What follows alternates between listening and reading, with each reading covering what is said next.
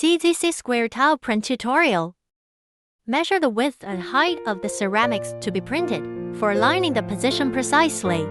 Place square ceramics to align with wireframe's position and fix it by pasting double-sided tape on the platform. Adjust the height between square ceramics and print head to millimeters by clicking front buttons. Then return.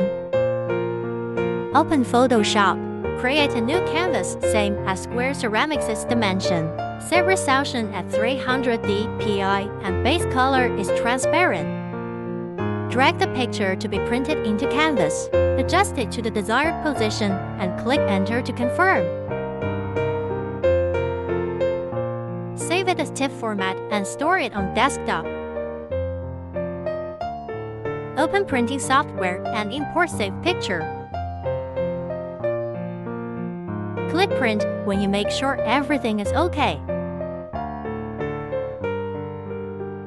The printer starts printing.